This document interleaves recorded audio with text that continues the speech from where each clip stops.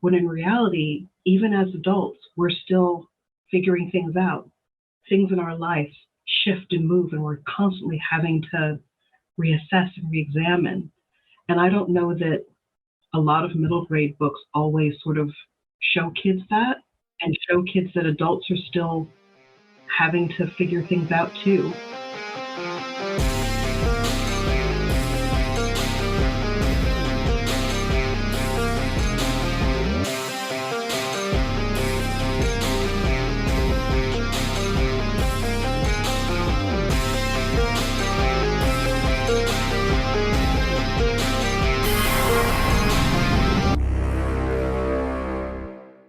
Welcome to the Skiffy and Fanty Show. Moving your magical schools to the deep south. I'm Sean. I'm Jen. And today we're joined by Eden Royce, author of Root Magic, and today's focus, Conjure Island. Welcome to the show, Eden. Thank you so much for inviting me. It is great to be chatting with you both. Yay! Yay! So before we get to questions for Eden, we want to remind folks that there is a listener suggestion form. If you have questions or thoughts or want us to cover something or whatever, you can go to skiffyfanty.com/listener suggestions with those thoughts. We usually take those and we will use them for listener mailbag shows. So put them in there. And if you read this book and you liked it, we also want to know that too, because that's fun. And then go put the reviews on the internet because Eden needs to sell books. Yes, please. And everybody should buy your books, obviously, because they're brilliant and we love them around here. And I'm pretty sure that there's some kids that are going to love this book especially. So to start us off, tell us what Conjure Island is about. Conjure Island is about a young girl named Dell who is from up north. And her father's in the military. He's deployed. She stays with her grandmother, who unfortunately takes ill. And she is sent down south to her great-grandmother, who she's never met, who runs a school for conjure magic. And at first, Dell is disbelieving. And through a lot of investigation, adventure, mystery solving, she comes to realize her connections to her family history, to her Southern culture, and to magic and a greater community than she ever thought possible. Yeah. Oh, I just made that up. That sounded really good. That did sound really good. Really good. Yeah. I'll send you the transcript so you can keep that and use it again. So I want to start out just with Dell as a protagonist, because she's a really wonderful character. Very different than I think a lot of people are going to be used to in any type of middle grade, because not just like in the size of her family, but just like what she's grappling with. So can you talk to us about her as a central character? Absolutely. I'll intro it a little bit by saying that coming off of Root Magic, when I was speaking with my editor, we were having a discussion about what my second book would be. And his suggestion was, we'd like it to be something very different from Root Magic, but still with similar vibes. He didn't use the word vibes, but I'm paraphrasing. So I thought, well, the obvious thing to do to make it different is to, instead of doing a historical, make it contemporary. So that was the first thing I wanted to do. And I said the second thing that to make it very, very different is take a protagonist who isn't Southerner.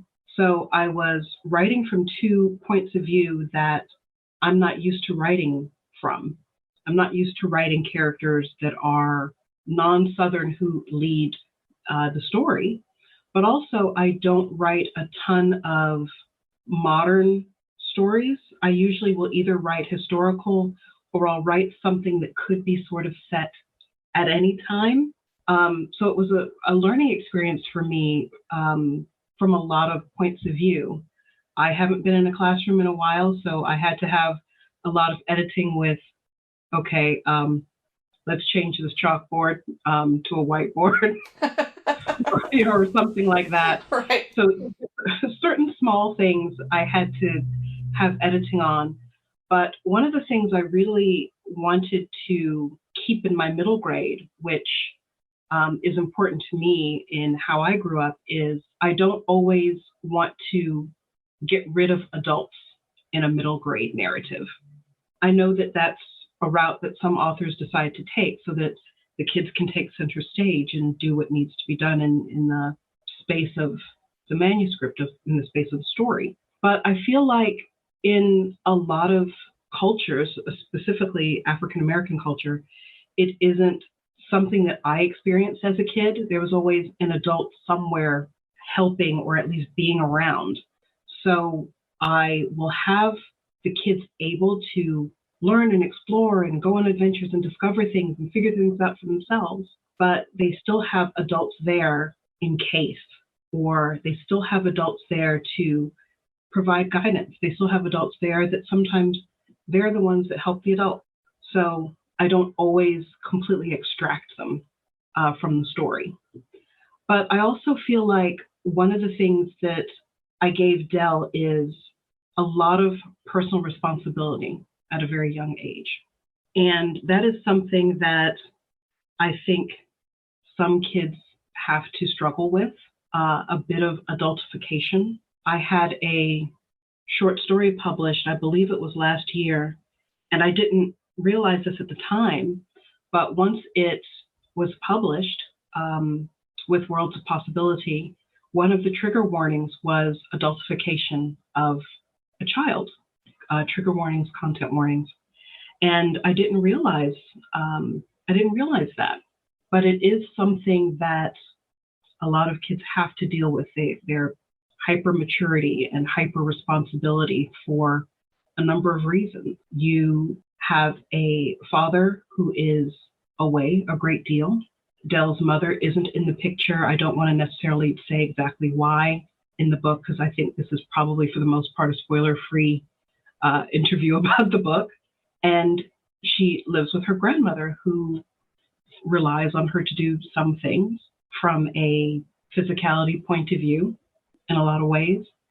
So it's taking care and learning caretaking at a very, very early age and being hyper confident and hyper competent and being finally pulled out of a situation where your competency has guided you through a lot and put into a situation where you don't know everything. You don't understand how this particular part of the world works.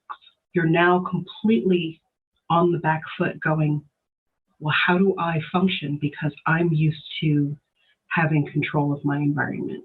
And for the first time, she's having to be a kid, and she's having to be guided, not just by adults, but by some of the other students. And it's really hard for her to go, I don't like this. I don't know anything. And having to start from the beginning again. And that's what I wanted to present, that that's an okay thing. It's an okay thing to not know and to come in on the ground floor of something and learn from square one. Because I think that sometimes, especially with everybody's got a phone and can record you at any moment, sometimes kids are scared to fail. They're scared to mess up. They're scared to look stupid. And sometimes you have to do that in order to learn and in order to figure something out. So I wanted to present all of that in Conjure Island.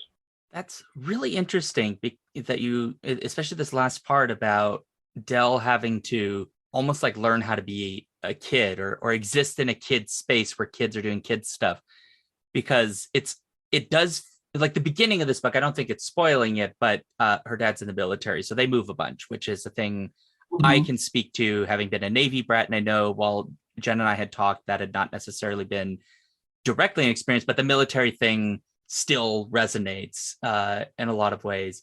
But I wondered if to some degree, like Dell has developed a defense mechanism where, because she can't easily make friends because she's moving all the time, she just doesn't have those connections. There's these great lines, like I think in the first chapter when she's talking to her grandmother, where she's like, you're basically my friend. And the grandmother's like, well, what about kids your age? And she's like, nah, I don't need that.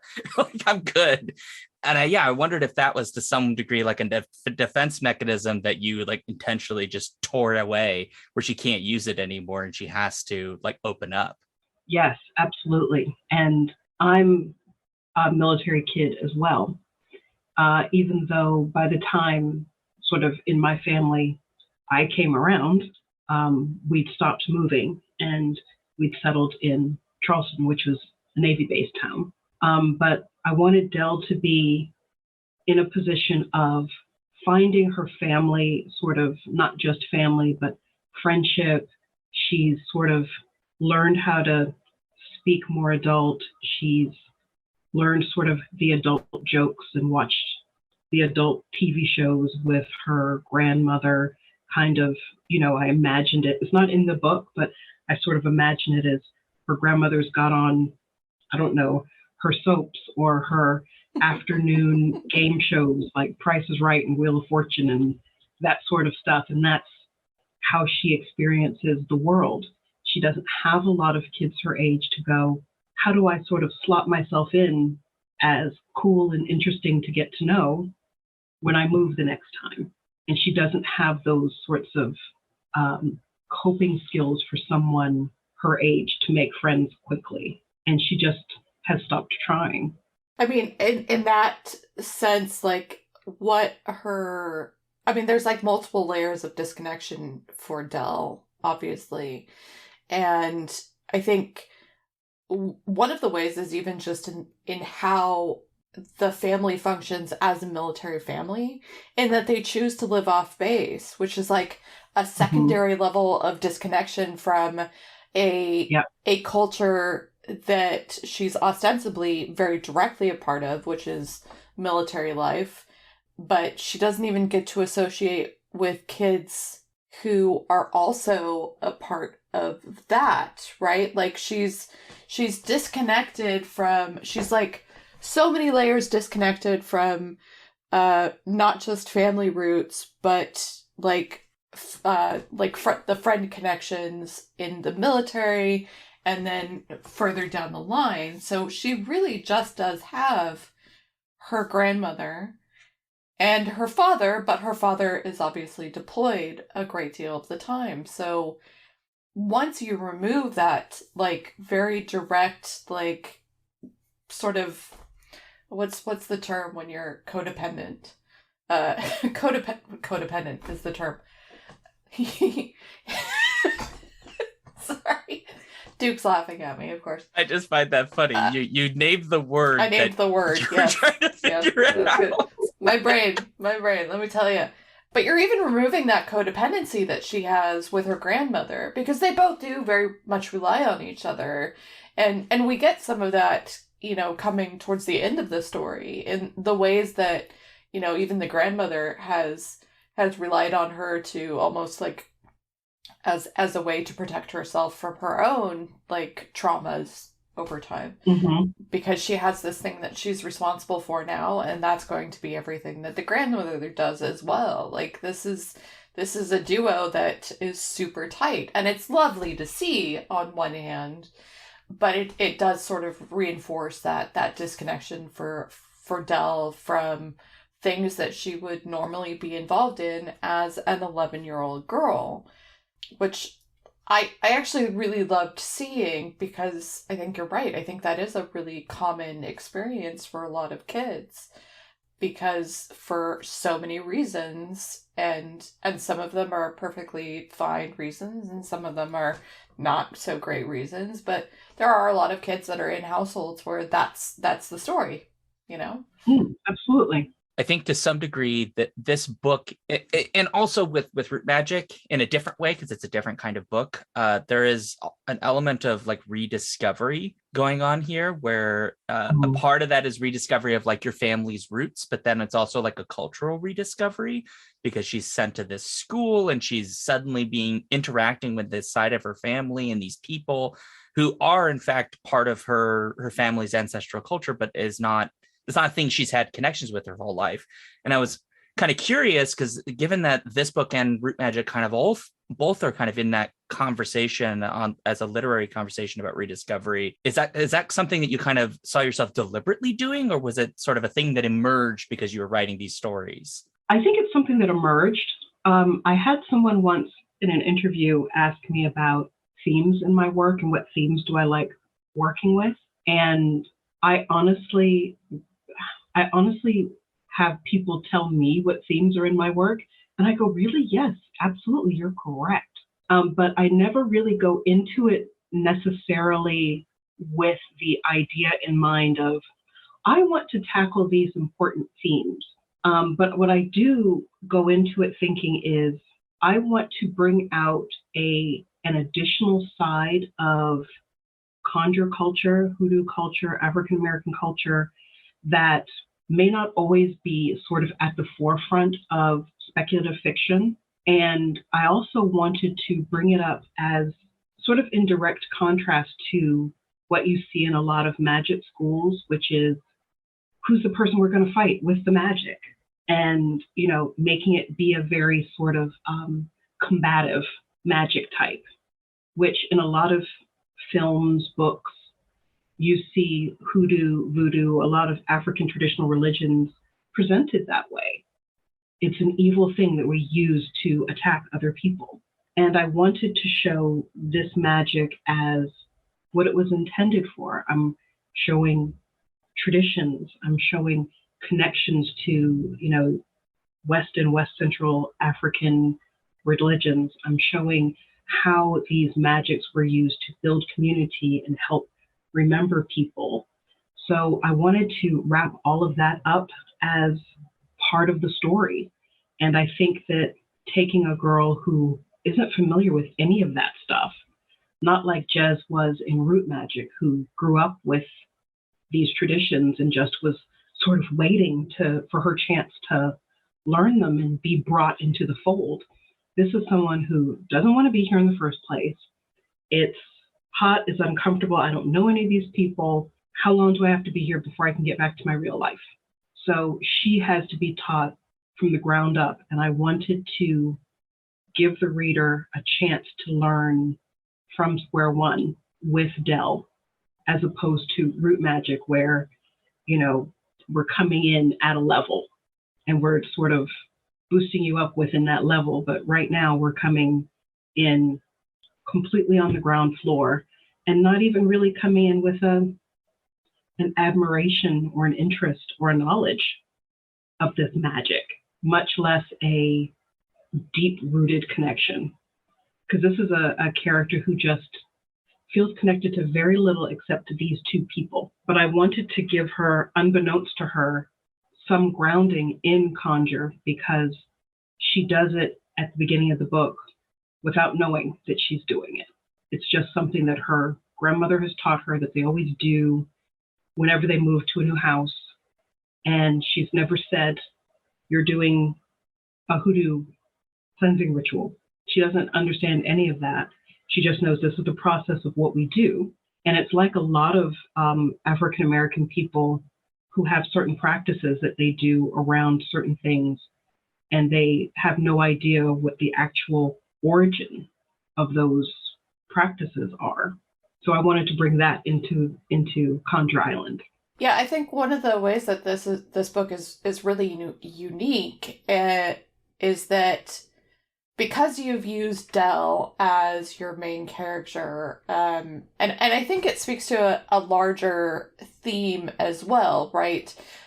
In that historically there was a divide that occurred, especially in terms of the Great Migration, right, to the north. And this is a northern African American child who is learning about those roots that she has become disconnected from for whatever reason. And though through Dell, it's like a one generation disconnection, I think it does tie to that larger tradition of, and that larger historical context of a divide that occurred when, the African American, like sort of American diasporic movement to other parts of the United States.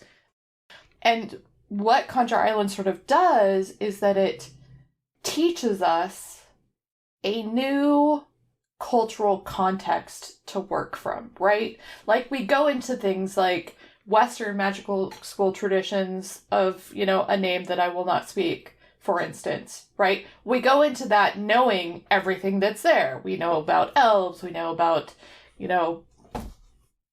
other things like magic books and brooms, for instance, in a certain context, right? But you're going, no, that's not the context of this book. That's just get rid of that. We're throwing that one out, and we're going with a new context. And one of the things that I really loved, as you mentioned, is that the central conflict here is not like our usual sort of central conflict about a big bad. And I don't want to spoil anything, but that's not necessarily what you're working with here. There's not that thing. Instead, like one of the main contexts here is obviously conflicts. One of the main conflicts here is that disconnection is occurring very specifically because of grief and what grief does to break us from our roots and from each other. Yes. So can you kind of talk about that like the way that you flipped the sort of magical school tradition on its head, I think, with Conjure Island?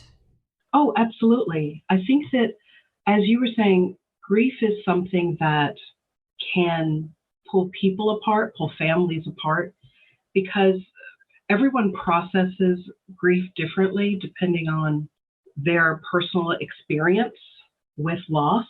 And I think in a lot of situations, people don't always have the resources to seek the help that they need in order to process those feelings and deal with them in a healthy, open, expansive way to allow them to not always necessarily just move on, but live with that loss. So people who haven't had the benefit of being able to deal with grief in a way that helps them incorporate and live that loss have a tendency to create walls around a thing.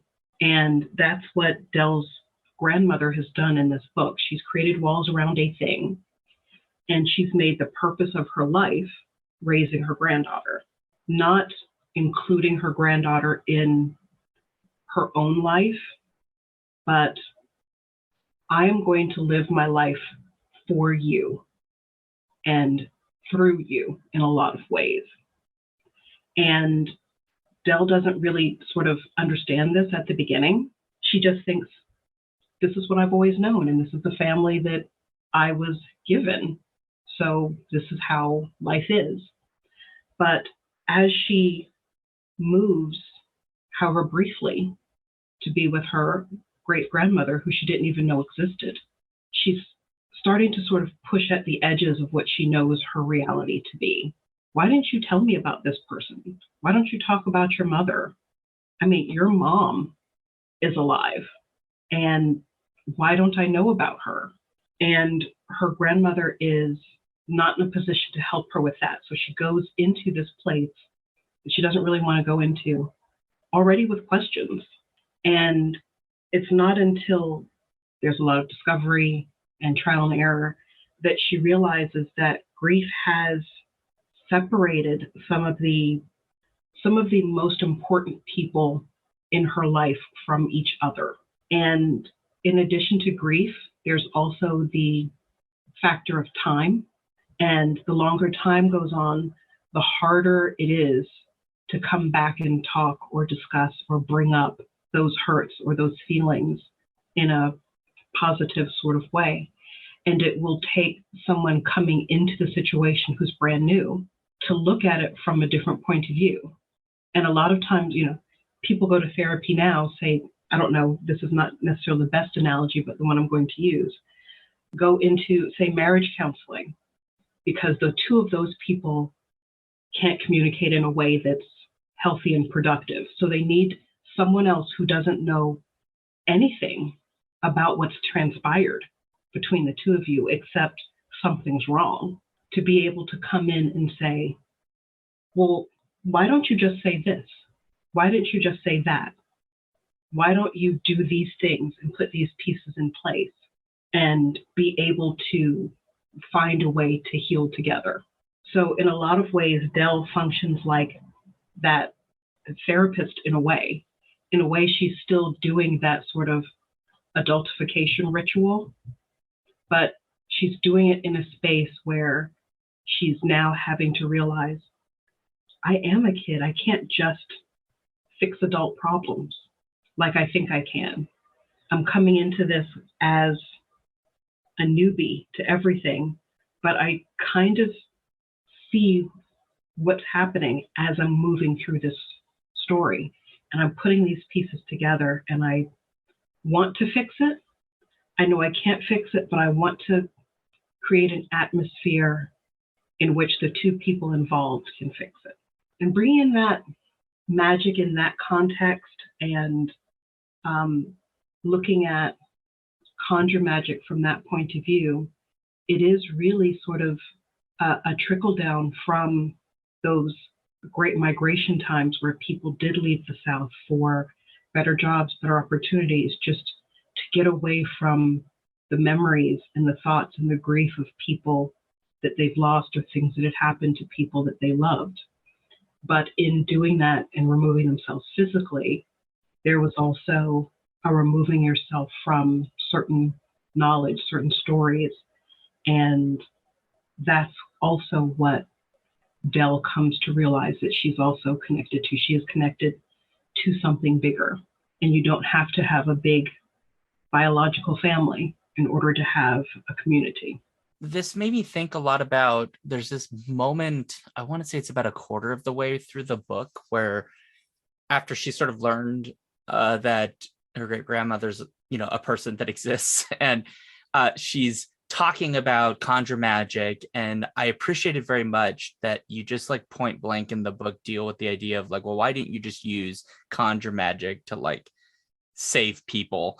And it's like, well, because it's not that kind of magic. It's not like fantasy. I mean, it literally is a fantasy book, but like, I mean, it's not that kind of like fantasy magic. It's more complicated and its uses are more complicated. And I think a part of what made me think about is what you've been talking about like, this is a moment that I think the book could go in a different direction. I'm not saying this is the right direction. I'm saying it's a different one, where it could just say like, oh, but magic could. And then we could have to deal with this really like ugly conversation about like, why didn't you do this nice thing? The morality of it, but rather to just sort of say, no, that moral question isn't even part of this, because it can't be a moral question because there isn't a solution. And ultimately, I think that the book comes down on, yes, there are these abilities and things you can do that are magical and beautiful, but human problems are still things that must be solved with human action. And I think that's really beautiful to see in a book. And I was hoping you could talk a little bit about that idea of humans have to solve their own problems. You can't just band-aid it over with magic, as it were. I wanted to address that really up front in the book, because I think that's in a magical book, I think that's a legitimate question that readers would probably ask. Well, you're hyping up this magic. Why can't this magic fix these other issues that you've mentioned that have happened in the book? And I think with certain fantasy magics, in a lot of books, there's this idea of everyone understands that as long as you have the right combination of ingredients or say the right words or whatever, the magic will work and the magic will fix the thing.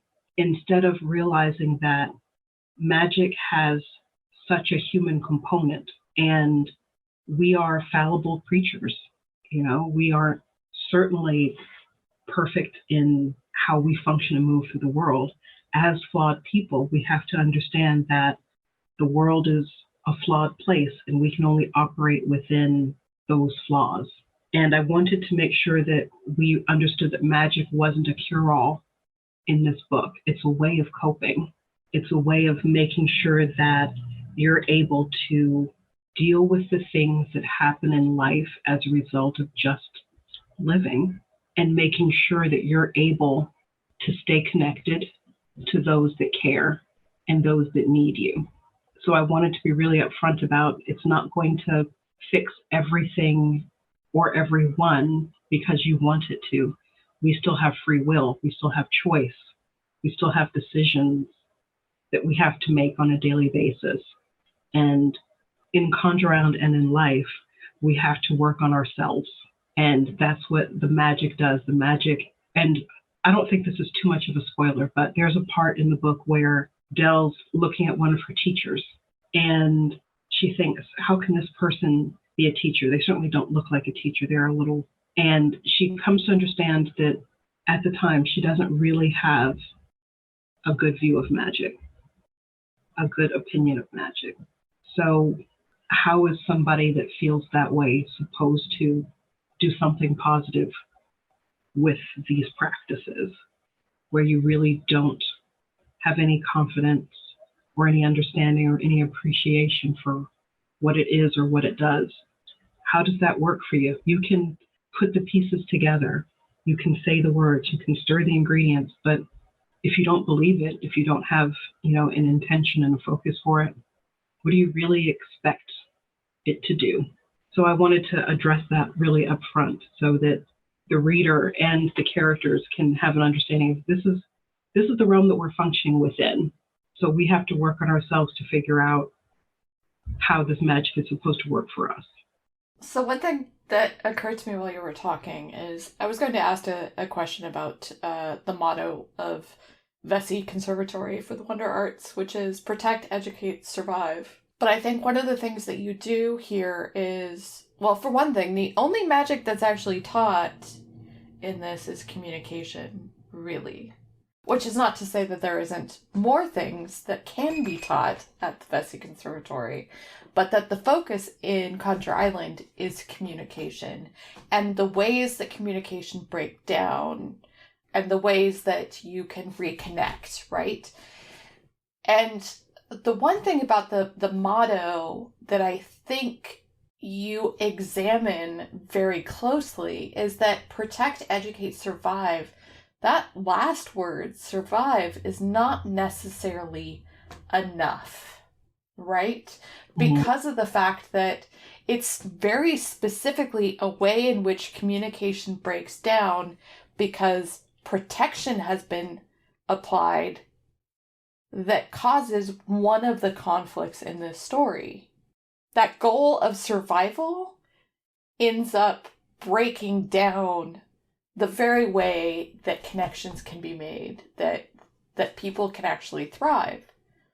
So can you talk about how you came to that motto in the first place, and a little bit more about how you sort of, through the story in this, kind of pushed back on the motto, even while holding it up as something that is good and noble and true? Absolutely. Protect, educate, survive was something that came to me fairly early in the process of writing Conjure Island, because protect, with that being the essence of the magic, it is initially and originally meant to protect the practitioner and their loved ones. And educate is, we all understand that in order for not just magic to survive, but for knowledge in general, we have to educate people and we have to make sure that the knowledge and the information is there, which is one of the things that Delle is lacking, certainly, in knowledge and information in order to be able to educate herself on what's gone on. But education was also especially back when the Vesey Institute, Vesey Conservatory was begun, education was a way for people to leave the South. You would get a certain amount of education and then you would move to other places to get jobs, or that you would move and then get education in order to stay or move up. But then survive would not only be physically surviving, but it would also be surviving with your culture intact, with your sense of self intact, all of those bits and pieces above and beyond your physical body, you know, keeping intact your self-esteem and everything that makes you the person that you are out there in the wide, wide world where people are going to make life challenging. So coming up with that motto was a sort of a simple thing early on. But as I started writing the book and getting further into the edit process, I went, the teachers in Conjure Island, Dell's great-grandmother specifically, hold this motto up to a high standard. This is what they teach. This is what they talk about day one in the welcome speech. And this is part of your instruction here and part of your life. When in reality, Dell's great-grandmother struggles with that exact same motto. She's upholding it. She's saying it. It's above the door when you walk in. But in a lot of ways, her great-grandmother hasn't survived well outside of having her own daughter, Dell's grandmother, around. So it's something that I realized that the characters have to examine within themselves throughout the book. Because you are a teacher here at this school, you think, I uphold all of these traditions myself. But then you realize that your coping and your survival hasn't really been exactly quite fitting with what you wanted your life to be, with what you wanted your experience to be. And I wanted that to be something that seemed very concrete and structural, like this is carved in stone, you know, at this conservatory, when in reality, in practice, it's something that people who are even teachers and instructors and seen as very skilled still struggle with on a day-to-day basis. And being put into a position as an adult, as a teacher, of questioning that, you know, so we're challenging not just the kids, but we're also challenging the adults and letting kids see that adults still struggle with big concept things too. And I think it's an important thing to let kids see that adults don't always have the answers. Adults haven't figured everything out. I remember seeing a post on Twitter sometime last year where someone posted and they just said, I can't believe I'm going to turn 30 this year and I haven't figured life out yet. And there's this idea and this concept that at 30 years old, you should have it done. You should have it sorted out. You know exactly what fits into what slots in your life. And great, everything is set up so that I can just hit play on the rest of my life and it's done. There we go. When in reality, even as adults, we're still figuring things out. Things in our life shift and move, and we're constantly having to reassess and reexamine. And I don't know that a lot of middle grade books always sort of show kids that, and show kids that adults are still having to figure things out too. And hopefully in the long run, get away from the idea that adults always know everything. They do, in a lot of ways, know about that specific kid in a way of being able to guide them and give them advice or tell them stories that will help them make decisions. But a lot of times it's okay to go, you know, I'm not sure. Let's figure it out. I'm going to talk about it. I'm going to think about it. Hey, I'm going to look some stuff up online and see if I can get some input from some experts. So having the confidence to say, I don't know, to a kid, and for a kid to go, oh, that's an okay thing for an adult not to know. So you're making me think of a whole bunch of really interesting thoughts, which one of them that just happened because of the last thing you said, which I found really fascinating, which is this idea that like adults are supposed to have all the answers to some degree means that either adults are supposed to have them, but then we're supposed to pretend that we don't so that we can give kids agency in discovering answers to questions. So we go, oh, I don't know, let's Google it together. But really, you're supposed to know. But the other side of that is, well, but if the adult doesn't know, then it's actually granting the kids even like a great deal of agency by saying, well, if the adult doesn't know, I'm part of the process with the adults of figuring out the answer. We're doing this together, which normally we don't talk about with if kids have agency. It's often in a lot of middle grade, not all of it, but like a lot of it.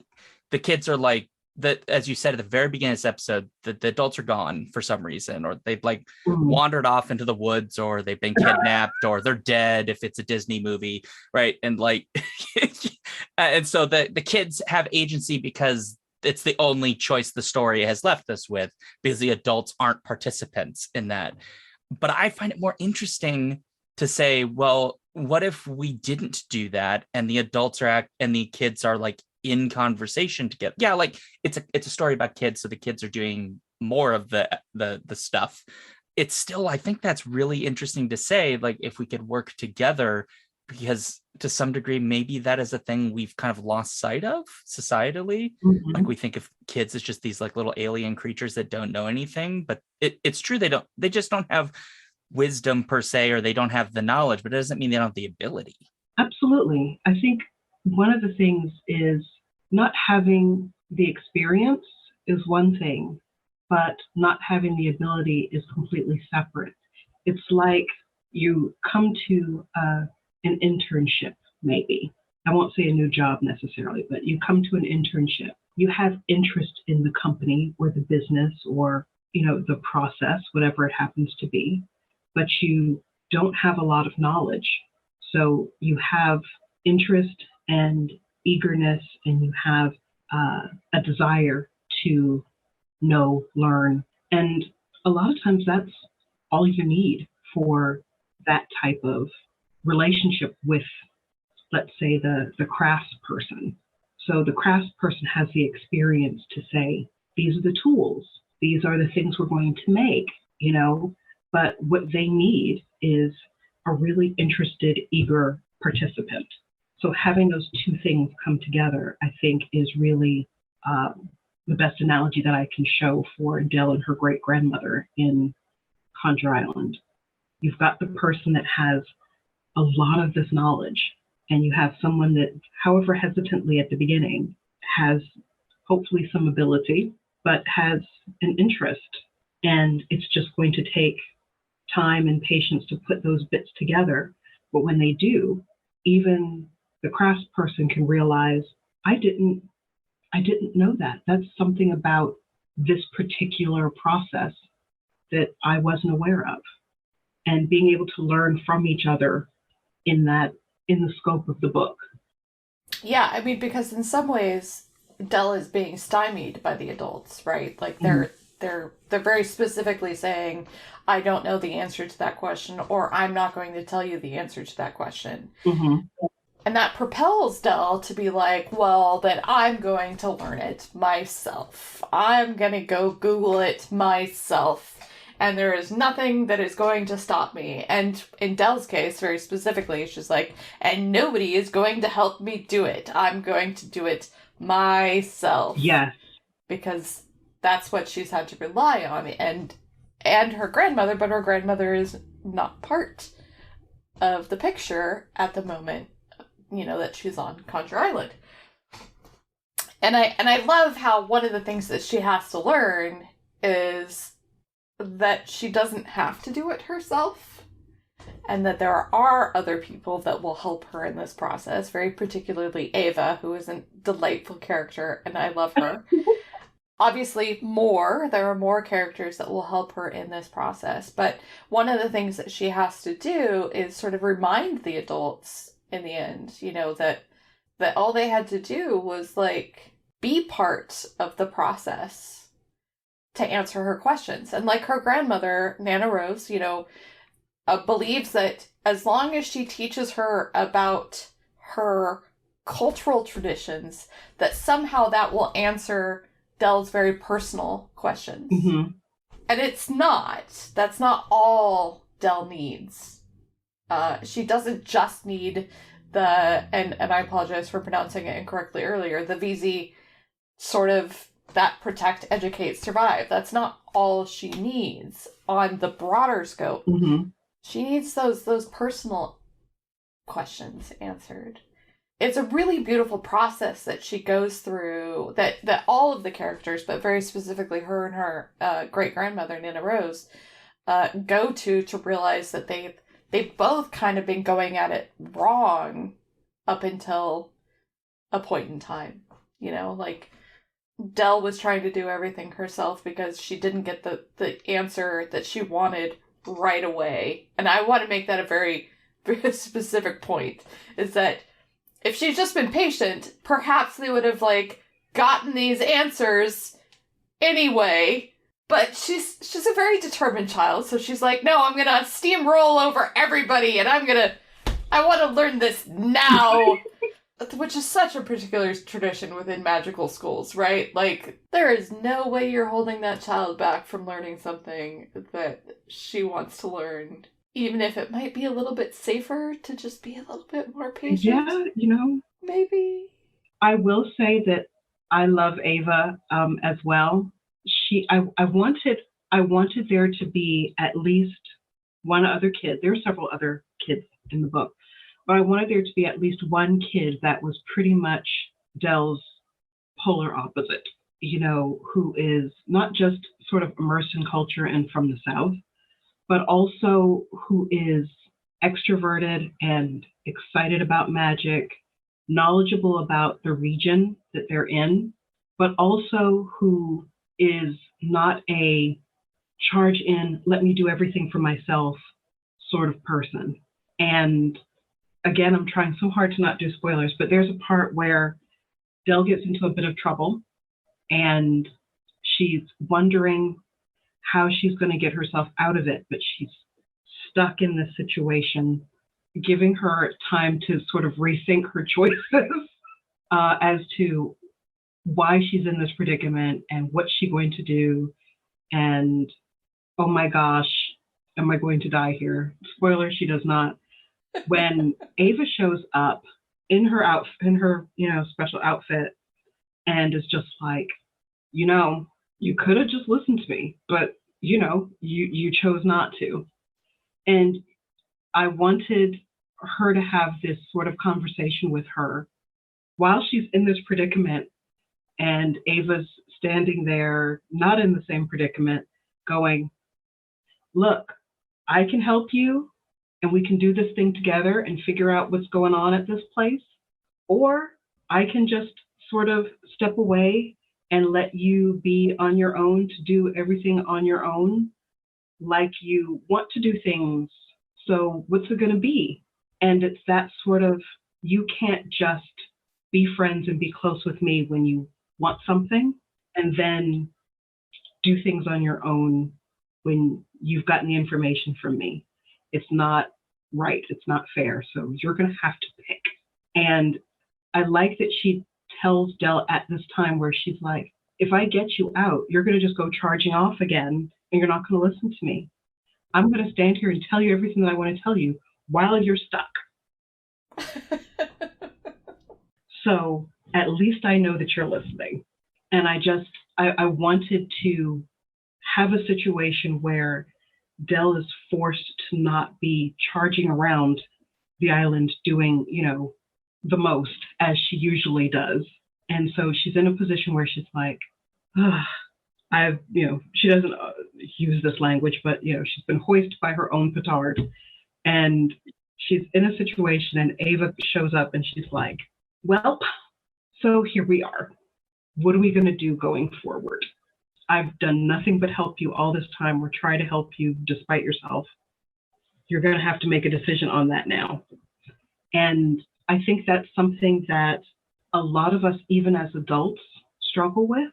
Letting someone in, letting someone help, letting someone, if not shoulder the burden, let someone else's knowledge and experience keep you from making similar errors or making mistakes. And I wanted to give that to Dell, even though she doesn't pay any attention to it whatsoever until later in the book. Just running headlong into things. She's a very determined 11-year-old. Yeah, I mean, you know. Okay, so I have to switch us up to, frankly, the thing in this book that's more important to me than anything else. It's a very important two-part question, and I'll ask the first part first. And I just want you to know, Eden, this is incredibly 100% serious. There's absolutely no joke in this question whatsoever. What is your relationship to alligators, and how many do you personally know? Sorry, completely serious question. Yes, very serious. Well, personally, my experience with alligators has been from a respectable distance. Fair. As I know things about alligators, I was surprised when I did do a little bit of research about alligators, how many people thought alligators were very slow on land. And they said, oh, well, they're fast in the water, but they're really slow on land. And I thought, I don't know what alligators you've seen, but I have seen alligators move very, very quickly. And people underestimated how strong they were. I've seen a fairly young alligator with one swipe of its tail knock an adult male over, just legs out from under them, boom. I think that there's this idea that, oh, well, if you just run quickly enough, you'll escape it. And I wanted to create creatures and characters in this book that people may not always associate with South Carolina and South Carolina islands. So the alligators, yes, probably people would associate that, but there are several other creatures that are encountered that people may be surprised that appear in South Carolina barrier islands. But I have seen many of them, all of them referenced in the book, certainly. But my personal relationship to alligators is very respectful and distant, and personal relationships. I have not had a close personal relationship in recent years. I do like that you bring up how strong they are, because you're completely right that people underestimate them. There's sort of like two reactions to alligators: people that don't take them seriously, who are stupid, and then people who think they're like the most dangerous thing ever because they're just giant lizard monsters.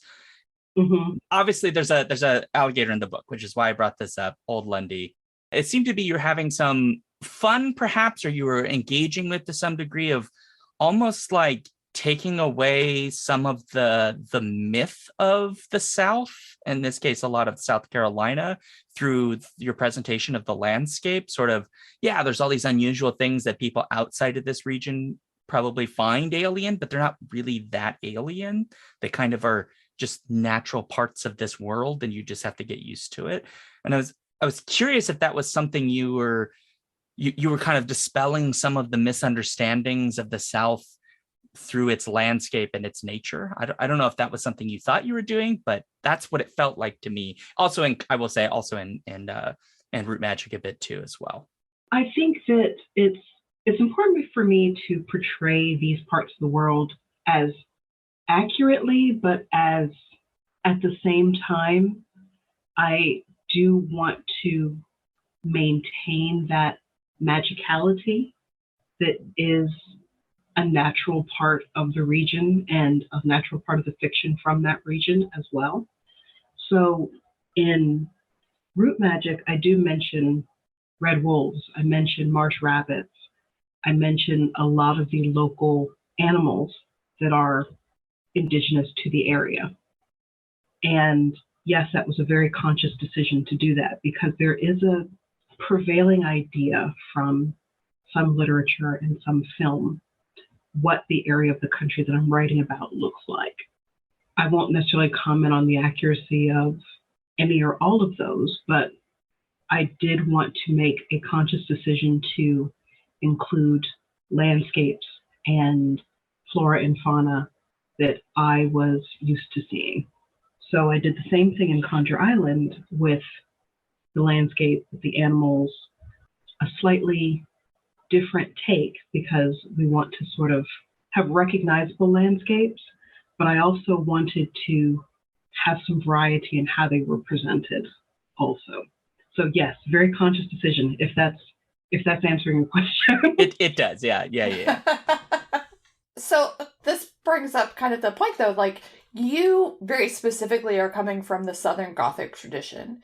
And in that tradition, the South is portrayed in a very specific sort of fashion, which is like, you picture the rotting homes and, you know, the kudzu everywhere, and sort of like it being taken over by the natural landscape, and, you know, dark and muggy and all of those things. And this is not that. So can you talk about, like, how the ways in which you decided to just kind of like move away from the Southern Gothic with Conjure Island? I will say with root magic, I definitely, anybody asks me what genre, and I say it's a Southern Gothic. It's set on Wadmalaw Island. It's still very much in that Southern Gothic tradition. With Conjure Island, it's a fantasy, but I do personally consider it to be a Southern Gothic fantasy, because when I think of the Gothic, the Southern Gothic specifically, it's decay, yes, but it's also oppressive atmospheres. And for Dell, that appears in it's too hot, it's too bright, it's too intense, and that's the oppression of the land and the surroundings that she has. So I still wanted to keep that Southern Gothic feel with the oppressive atmosphere, with the family secrets, with those types of things, unusual creatures, hybridization, you know, of creatures. So I still have those tones, because that's in a lot of ways a part of what I like to write. But I wanted to present it in a way that was more fantasy. So I had a little bit more leeway with how does the magic work? How do the creatures function? How do they communicate? How is information disseminated to characters? So there's much more of that sort of what I consider to be on-screen magic, you know, that sort of things floating about and things happening on their own, that sort of magic that occurs. So there's a little bit more of that. So I've taken some liberties with those things in Conjure Island, but at the core of it, the deep magic that has to be accepted and embraced to be wielded, that is very close to the core of what conjure magic itself is.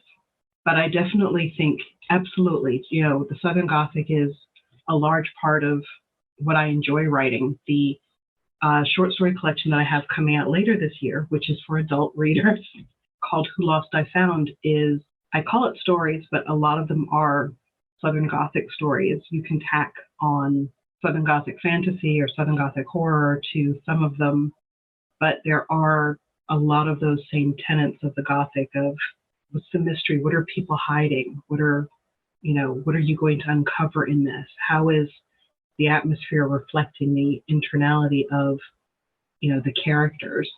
And how do these characters' internal darkness manifest within the short story? And how does that bring about their success or failure in the story? And is it really a success or a failure, depending on how you look at it? And I think the Southern Gothic, just like other cross genres where you put together different subgenres or tack on or create new subgenres to fit a specific type of story. Southern Gothic fantasy to me is having these mores and tenets of Southern Gothic and what it means to be a Southerner, whether you are steeped and rooted in the culture from a young person or you come into the culture at a later time. It is still something that is, to a certain portion of the population, a weird, creepy, strange thing. But for Conjure Island, I wanted it to be something that Dell comes into where she's hesitant about it, but once she gets into it, there's a certain amount of wonder and awe that comes with that. So I think that those two genres, subgenres, subgenre and genre, whatever, those two things can come together to create something that not only shows a history and a culture, but also adds in a little bit of embellishment just as a way to lift the traditional darkness that might be associated with Southern Gothic. So if you'll notice also in Conjure Island, there isn't a lot of time spent in the book where it's dark, like outside. Most things happen during the daytime. There's very little, it's dark outside, a reflection of anyone's feeling about magic or about themselves or anything. There's really only, one big nighttime scene, or occurrence. And even one of those is lit in a specific way. So, I tried to make sure that with those Gothic tones, there was a certain brightness to the book. So we have to wind down because otherwise we could ask 16 more questions, and I think Eden has a life. So do I? Oh, that'll be cool. I mean, I did say I think so, but I know you'd mentioned you have a short story collection coming out, and so that I think we could take a second to come back to that, because the question we usually ask is, what are you working on next? And is it a sequel to Conjure Island? Well, obviously there's the short story collection, so perhaps mention that again. But if there is anything else you can tell us about, we'd love to hear about that too. Absolutely. I've already mentioned the short story collection, which is called Who Lost I Found, which is available for pre-order now from Broken Eye Books. I absolutely love the stories that are included. Some of them are reprints. There is one new novelette in there as well. Beautiful cover by @TropicalBloom on Instagram, and I absolutely adore it. I have just turned in edits for my third middle grade book, which is a middle grade horror Southern Gothic horror, called The Creeping of Dogwood House. So I'm expecting that will come out in 2024, although I don't have an exact month and date. Of course, I will be shouting about that online whenever I do get some dates for that. I also have a longer work that is more sort of adult fantasy, but I'm still working out some push-pulls with contracts for that. But hopefully sometime soon, I'll be able to get that squared away as well. So since I've been doing so much middle grade, I've been trying to push forward with some adult stories and things lately, but I'm not leaving middle grade. And at some point, hopefully 2024, there'll be something in the YA category for me. So looking forward to having that. I'm trying to sort of have a little bit of everything out. We'll see if that's a good career move. But it's really what I love, writing and writing different things and for different age groups and in different genres.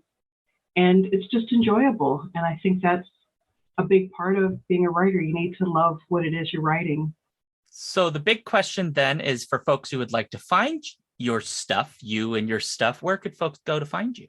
You can find me at my website, which is edenroyce.com. I have gotten better in recent months at updating it. I also have Twitter, which is @EdenRoyce, and I'm on Instagram, which I'm still sort of slowly poking around on, which is @EdenRoyceBooks. Also in my bios, you can usually find my link tree, which has links to interviews and appearances and sometimes reviews and just sort of all those things that I shout about on various social medias that I want to have in one place if I can. That's fantastic. Well, I know this is really tough for you to be here again, but thank you so much for coming back and talking to us dorks. It is always a pleasure to chat with both of you, whether it's about books or films or what should be in books and what should be in films. So I'm always happy to spend time with you both. That's awesome. Thank you. Well, for folks at home, again, we have listener suggestion forms. If you have any thoughts, skiffyandfanty.com/listener suggestions. You can find us on most social media sites at Skiffy and Fanty, but we have a link tree /Skiffy and Fanty if you want to go to that to find where we're at, or just go to our website, skiffyandfanty.com, and the places where we're most active are right there up on the top right. If you like what this show does, please join our newsletter at skiffyandfanty.com/newsletter and go to our Patreon, patreon.com/skiffyandfanty, and give us reviews on iTunes, because I have nothing to do with my life. And so I just sit and stare at the iTunes reviews until one pops up. And I've been staring for over a year and a half. So help me. I'm just kidding. I don't stare at my iTunes reviews. That's Eden sitting here going, that would be like staring at your Goodreads reviews. And that's not a good idea, Sean. Don't do it. Don't do it. Don't do it. For me, I'm at seanduke.net. I do go on the Twitch place Tuesdays and Thursdays at 7 p.m. Central at Alphabet Streams. I also have a Patreon, but you can just go to my link tree /Sean Duke and you'll find all of my stuff, and I'm on socials and stuff. And Jen, what about you? Where can people find you? Obviously, you can find me at loopdeloo.com and at loopdeloo on literally every social site that exists that only has one word as your social media tag. Perfect. So I have to make it awkward. Obviously. Jen, I just want you to know that I have sent you a special gift in the mail. It is a 12-foot alligator named Sparky. He has his own juggling set, and your job will be to train him to juggle. Thankfully, my husband knows how to juggle, so I'm on Awesome. It. And on that note, awkward ending and scene. Bye.